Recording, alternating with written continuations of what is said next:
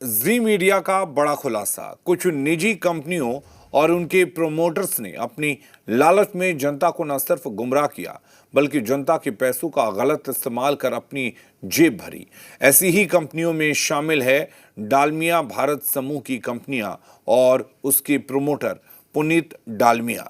इस धांधली में एक स्टॉक ब्रोकिंग फर्म भी उनकी साझेदार थी।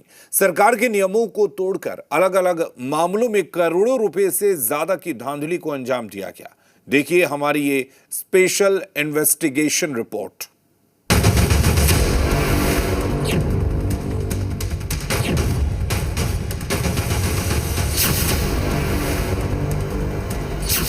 इस घोटाले के 4 किरदार हैं। किरदार number 1, allied financial services private limited यानी AFSPL। किरदार नंबर 2, डालमिया भारत ग्रुप। किरदार number 3, Dalmia cement Bharat limited. किरदार number 4, Puneet Dalmia MD DBG। जब कंपनियां सरकार के बनाए नियमों का उल्लंघन जानबूझकर करती हैं तो उनका एक ही मकसद होता है, मोटा मुनाफा बनाना। सबसे पहले बात allied financial services private limited की, जो कि एक स्टॉक ब्रोकिंग फर्म है। उस पर आरोप है कि उसने ग्राहकों को 2.5% हर महीने रिटर्न देने का वादा करने वाली स्कीम चलाई। ये सेबी के नियमों का खुला उल्लंघन है। सेबी का नियम कहता है कि ब्रोकर गारंटीड रिटर्न का वादा नहीं कर सकते।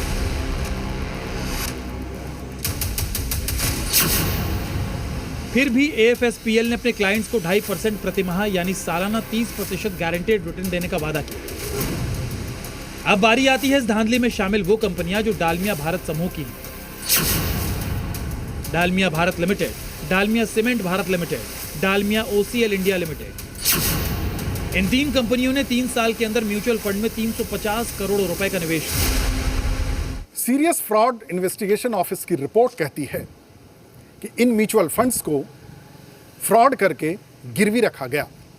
जांच के मुताबिक ये यूनिट्स AFSPL के क्लाइंट अकाउंट में डाला गया और फ्यूचर एंड ऑप्शन ट्रेडिंग के लिए मार्जिन के रूप में इस्तेमाल किया गया।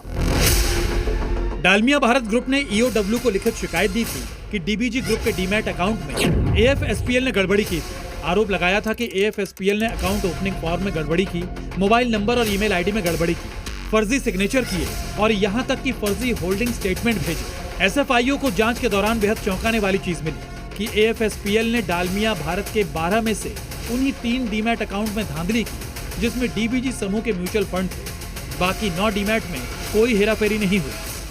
तो मोडस ऑपरेंडी तो यही होता है कि हम जो मुख्य जो बेनिफिशियरी है, लाभकर्ता है, जो कि यहाँ पे डालमिया ग्रुप के प्रोमोटर्स लोगों की बात हो रही है, वो लोग अपने आप को वैसे पीछे रखते हैं। सामने मुखौटा के तौर पे कंपनी या अनरिलेटेड पार्टी दिखाते हैं।